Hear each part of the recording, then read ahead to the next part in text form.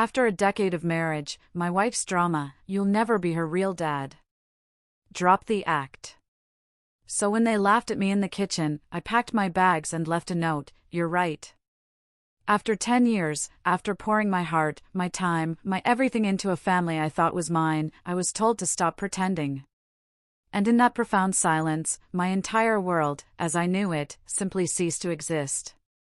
The air in that house, once filled with the comfortable hum of family life, felt impossibly heavy that night. It was a Tuesday, the kind of unremarkable evening that suddenly becomes the earthquake. I retreated to the couch, a place I hadn't slept in a decade, and surprisingly, I slept better than I had in months. It was a strange, cold clarity that settled over me, like the quiet after a storm. But then came the next morning. Early, just like any other day, I made my coffee.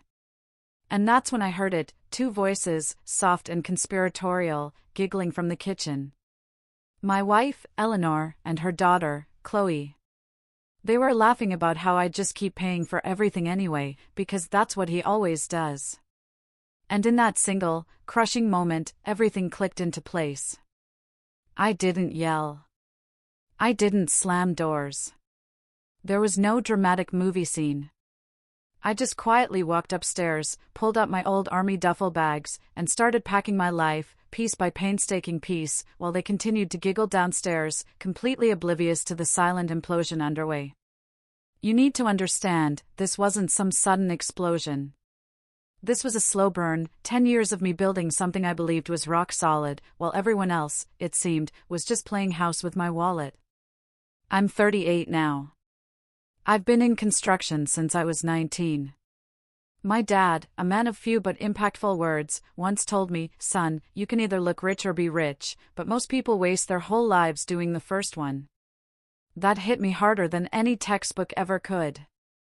I started as a framer at $12 an hour, worked my way up to foreman by 25, and by 32, I owned my own small contracting company, building custom homes and renovations. It was brutal work, 60 to 70-hour weeks, hands that never quite stopped aching. But I loved it. Every completed project was proof I could build something real, something that lasted, something that mattered. I saved every single penny. I lived in a tiny apartment, cheaper than most car payments, and drove a 15-year-old truck that looked like a rust bucket but ran like a tank. By 35, I had enough saved to buy an old craftsman house that was basically a shell. I spent 9 months gutting it, rewiring, replumbing, refinishing every surface until it looked like it belonged in a magazine. Standing in that finished living room, I remembered thinking, this is it. This is what success feels like. A place that's truly yours. That's when Eleanor walked into my life. It was a Saturday afternoon, a neighbor's barbecue. She was 28, had this incredibly warm smile, and a way of talking that made you feel instantly at ease. And she had a 4-year-old daughter, Chloe, who was shy but sweet. That night, Eleanor casually mentioned that Chloe's biological father had been a mistake with legs, who vanished the day she told him she was pregnant. I didn't think much of it, just another single mom doing her best. But we kept running into each other. Eventually, I asked her to dinner. Chloe came along that first time because Eleanor couldn't find a sitter. I still remember this tiny girl ordering chicken fingers, then looking at me with wide eyes and asking if I knew how to build treehouses, because she always wanted one. Something about that question just got me. We started dating slowly. I never pushed to be involved with Chloe, I knew that was complicated. But Eleanor started bringing her around more, and gradually, this quiet little girl started asking when I was coming over again.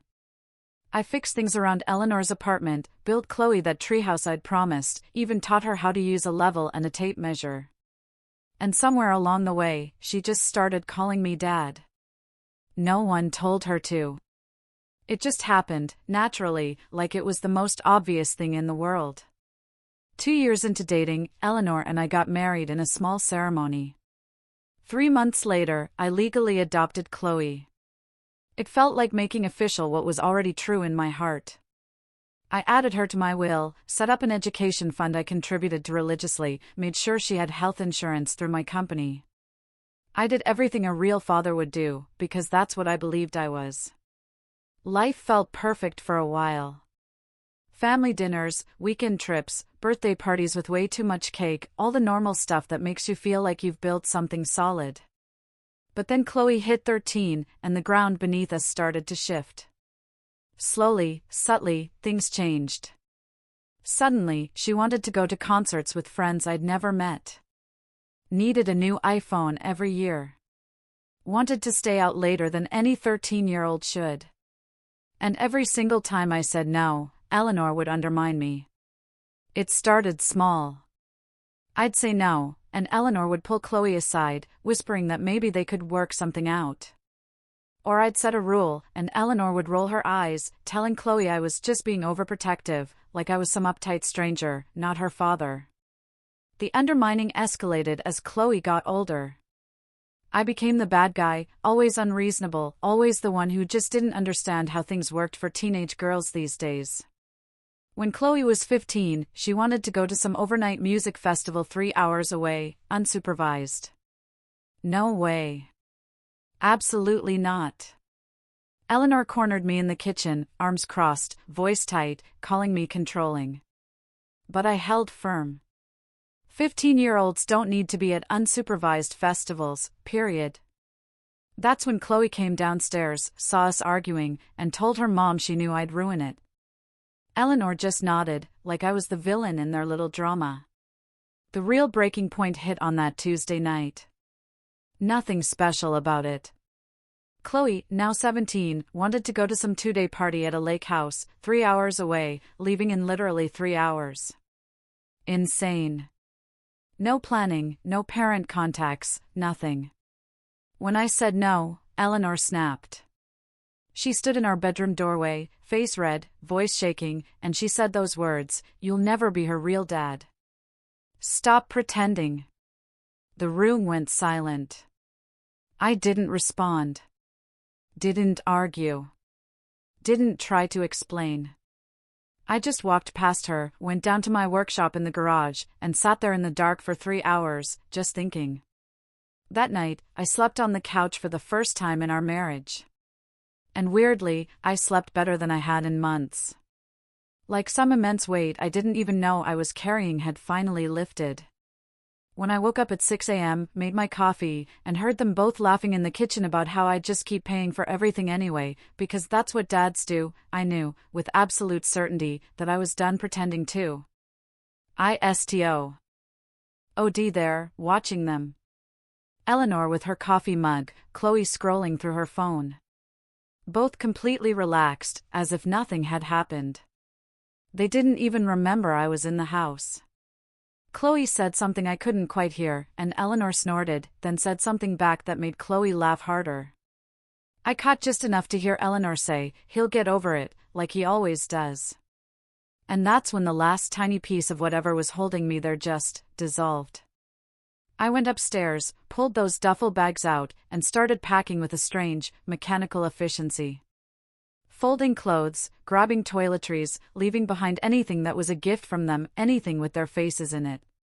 My hands were steady. My breathing was calm. I felt more clear-headed than I had in years.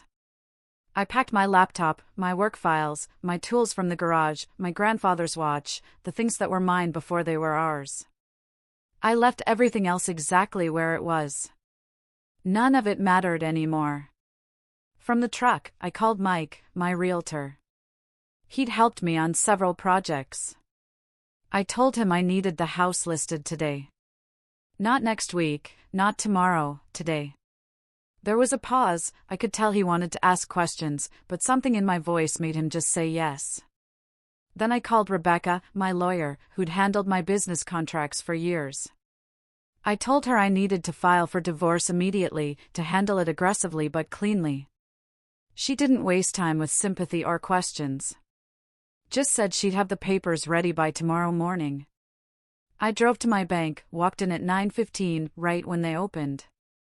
I transferred everything from our joint account into a new personal account, except for exactly half plus 1 month of their average expenses. I wasn't going to be petty, but I also wasn't going to be a fool. The house listing went live at 2 p.m. Professional photos Mike had taken 6 months earlier when I'd been contemplating upgrading. The price was fair, maybe even slightly under market, because I wanted it gone fast. I left a note on the kitchen counter. Short and simple, "You're right. I'm not her real dad, and you're not my real family." I left my house keys right next to it. My garage door opener. The spare car key to Eleanor's SUV, which I'd been making payments on for 3 years. My phone started ringing around noon. Eleanor's name lit up the screen, over and over. Then Chloe's number. Then Eleanor's mom. Then her sister. I let every single one go to voicemail. That evening, sitting in a hotel room that smelled like industrial cleaner and old carpet, I finally listened. Eleanor's voice went from confused to angry to desperate across 7 messages. Demanding to know where I was, what I was doing. How dare I list the house without telling her? How could I abandon Chloe like this after everything? Her mother left a message that was pure venom, calling me selfish, cruel, saying I was destroying a child's life over a simple argument. I deleted it halfway through. I'd heard enough of that family's version of reality to last me a lifetime. Chloe's message was different. Shorter. Younger. Asking what was going on, asking if I'd really left. And she called me Dad in that message. It almost cracked something inside me. But then I remembered her laughing in the kitchen. Remembered her saying, "He just pays for everything anyway." And that crack sealed right back up. I blocked all their numbers that night. Blocked Eleanor's parents. Blocked her sister. Blocked everyone connected to that chapter of my life. And the silence that followed was the most peaceful thing I'd experienced in years. Rebecca called me 3 days later with an update that actually made me smile. Apparently, Eleanor had hired a lawyer, some aggressive guy who'd send over a letter demanding I return ownership of the house, pay for Eleanor's living expenses, compensate her for emotional distress, and maintain all of Chloe's expenses, including her college fund. Rebecca's response letter was apparently so thorough, so devastating in its point-by-point destruction of every claim, that Eleanor's lawyer called her directly to suggest his client might want to reconsider her approach. The letter pointed out that the house was mine before the marriage. That I'd already left Eleanor more than legally required. That Chloe was legally adopted, but that didn't obligate me to fund her lifestyle indefinitely. And then, the kicker, if Eleanor wanted to push this to court, we could discuss the affair she'd been having with her personal trainer, Jeremy, for the past several months. I actually had no idea about any affair. Rebecca had hired a private investigator as standard procedure, and he'd found it all in about 48 hours. Well documented, apparently, with texts and hotel receipts. Suddenly, Eleanor's lawyer went very, very quiet. The house sold in 8 days. A young couple with a baby on the way, who loved everything about it. They paid $20,000 over asking because 2 other buyers got into a bidding war. I signed the papers, watched the money hit my account, and felt absolutely nothing. Except, maybe, relief that it was done. Eleanor tried to reach me through mutual friends, through my business partner, through a cousin I barely talked to. Always the same message: we need to talk. She made a mistake. Chloe was devastated. But I didn't respond to any of it. There was nothing left to say. 2 weeks after I moved out, Chloe sent me an email, not a text, because I'd blocked her number. It was a list of things she needed, italicized and underlined like it was an invoice. Her phone bill paid. Car insurance for the car she was about to get. Her college fund accessible for expenses, which we both knew meant whatever she wanted. Money for yoga classes. A new laptop for school. I read through this list twice, this itemized breakdown of how much I was apparently still obligated to provide. And I wrote back one sentence: "I'm not your real dad, remember?" And I never heard from her again for a long time. The weirdest part of all this happened about a month after I left. I got a call from a number I didn't recognize. I almost didn't answer, but something made me pick up. A voice introduced himself as Scott, Chloe's biological father. He said he'd heard through Eleanor that I'd left and he just wanted to talk. Apparently, Eleanor had tracked him down through Facebook in a desperate attempt to find anyone who might help pay for Chloe's expenses. She'd sent him this long message about how I'd abandoned them and how Chloe needed her real father now. Scott, being Scott, had ignored most of it, but he was curious enough to reach out to me. We ended up meeting for coffee. This guy who'd been a ghost for 13 years, suddenly appearing like some cosmic joke. He told me Eleanor had been blowing up his phone, asking for money, asking if he could start contributing to Chloe's life now that I was gone. He'd told her absolutely not, because he didn't even know the kid. Scott looked at me across the coffee shop table. He was probably 40, looked older, had this worn-down quality, like life had beaten him up pretty good. He said he'd been a real piece of garbage back when Eleanor got pregnant, and he owned that completely. But at least, he said, I never pretended to be something I wasn't. And what they did to you, that's lower than anything I ever did. He told me he'd actually looked me up before calling. Found out about my business, saw that I'd been a real father to Chloe for over a decade. He couldn't believe they'd thrown that away over what amounted to teenage entitlement and Eleanor's need to always be the good guy. I asked him why he really called me, what he wanted. He just shrugged and said, I figured you deserved to know you weren't crazy. From the outside looking in, it was obvious Eleanor had used you, and Chloe had learned to do the same. And sometimes you need to hear that from someone who has no reason to take your side. He paid for both coffees, shook my hand, told me to take care of myself, and that was the last time I ever saw or heard from him. The divorce was finalized 3 months after I left. Clean and quick, because Rebecca had advised Eleanor to take the settlement and walk away. And just like that, 10 years of my life became a stack of papers in a filing cabinet. I moved into a smaller place closer to my work sites. Nothing fancy, but it was mine. No shared memories attached to the walls, no photos I had to take down, just empty space I could fill however I wanted. Work became my focus again, like it had been before Eleanor. I took on bigger projects, hired 2 more guys, and my business grew faster in 6 months than it had in the previous 3 years. Probably because I wasn't rushing home for family dinners that always ended in arguments about money or Chloe's latest demand. About 4 months after the divorce, I got a call from my biggest client, a guy who owned a chain of restaurants. He sounded uncomfortable, which immediately put me on alert.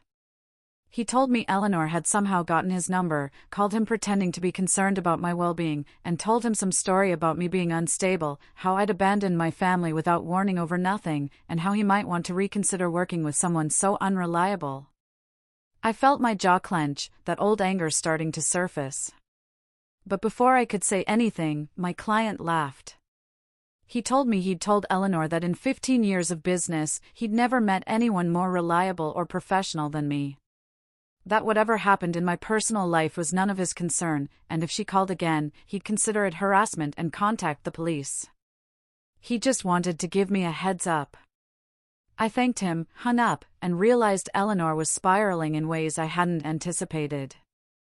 I heard through mutual friends, the few who still talked to me, that Eleanor and Chloe had moved into a small 2-bedroom apartment across town. That Eleanor was working night shifts at a chain diner because her communications degree hadn't exactly translated into career opportunities. And that Chloe had taken a job at a burger place because the college fund I'd set up was locked, and she couldn't access it anymore. Part of me felt bad hearing this, felt that old instinct to fix things, to step in and help like I'd always done. But then I remembered that kitchen, remembered that laugh, remembered being told I'd never be her real dad. And that instinct died before it could take root. Life moved on in that weird way it does after major changes. I started dating again casually. Nothing serious, just dinners and movies with women who didn't have complicated family situations or teenagers who needed funding. I bought a new truck, took a weekend trip to the mountains, started going to the gym in the mornings. I did all the things I'd wanted to do for years but never had time for, because I was always working to pay for someone else's life. About 8 months after the divorce, I ran into Eleanor at a grocery store. Literally turned down the cereal aisle, and there she was, looking tired in a way that went deeper than just lack of sleep. Her hair pulled back in a messy ponytail, wearing scrubs that suggested she'd just come from, or was heading to, one of her shifts. We made eye contact. She froze, opened her mouth like she was going to say something, and I just nodded once and kept walking. Grabbed my cereal and headed to the checkout without looking back. I didn't feel angry seeing her. Didn't feel sad. Didn't feel much of anything, really. And that absence of feeling was somehow more final than any argument could have been. Then, about a year after I left, almost exactly to the day, I got an email from Chloe. Not a demand this time. Not a list of things she needed. Just a message that started with an apology. She said she'd been thinking a lot about everything that happened, about how she'd treated me, about how her mom had treated me, and she was genuinely sorry. She said her mom had started dating some personal trainer named Jeremy about 4 months after I left. And watching Eleanor try to manipulate him the same way she'd probably manipulated me had been eye-opening. Chloe wrote that Jeremy had seemed like a decent guy at first, had helped with some bills, had been patient with Chloe's attitude. But then Eleanor had opened a credit card in his name without telling him, and he'd found out when the collections calls started. Jeremy apparently confronted Eleanor, did his own digging, somehow got in touch with Scott through social media, and Scott had told him everything, told him about our coffee meeting, told him to run before Eleanor destroyed his credit and his sanity like she tried to do to everyone else. Chloe said watching Jeremy pack his stuff and leave while her mom cried and made excuses had felt like watching a replay of what I must have gone through, except I'd stuck around for 10 years before finally having enough. She wrote that she understood if I never wanted to talk to her again, that she didn't deserve my forgiveness or my time. But she needed me to know that I'd been the only real dad she'd ever had, even if she'd been too stupid and selfish to appreciate it when it mattered. I read that email 3 times, sitting in my truck after a long day on a job site, hands still dusty from drywall work. And I felt something crack a little.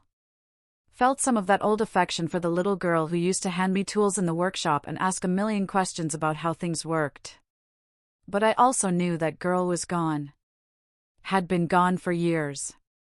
Replaced by someone who'd laughed at me in a kitchen and sent me an itemized list of demands like I was an ATM with a pulse. I wrote back after thinking about it for 2 days. Kept it short. Told her I appreciated the apology and that I hoped she learned something valuable from all this. That I genuinely wished her a good life. And that was all I needed to say. I didn't offer to meet up. Didn't offer to rebuild anything. Didn't ask how she was doing or leave the door open for future contact. Because some chapters close cleanly, and this needed to be one of them. 3 days later, I deleted that email thread, blocked her address just to remove the temptation of checking for replies, and went back to the life I was building, the one that was actually mine this time. I saw Eleanor one final time after that, about 14 months after I'd originally left. She was walking out of that same grocery store, looking even more worn down than before. She saw me getting out of my new truck and just stopped dead in her tracks. Stood there staring like she was seeing a ghost. And I looked back at her. This woman I'd spent a decade with. This woman I'd built a life around. And worked myself into the ground for. And I felt nothing but a distant curiosity about who I'd been back then, about why I'd stayed as long as I did, about what I thought I was proving. I nodded to her the same way I'd nod to any stranger. Got back in my truck and drove to the house I'd bought 3 months earlier. Smaller than the old one, but paid for in cash. I sat on my back deck that didn't have anyone else's stuff cluttering it up, and realized I was happy. Actually, genuinely happy, for the first time in longer than I could remember. Some chapters of your life close with explosions and screaming matches and dramatic confrontations. And some close with a quiet click, like a door shutting softly in an empty house. This one had been the second kind. Final and complete. And exactly what I needed it to be. What do you think about this? Was I too harsh, or did I do exactly what was necessary? Let me know in the comments below. And if you've ever had to close a chapter on your own terms, I want to hear about it.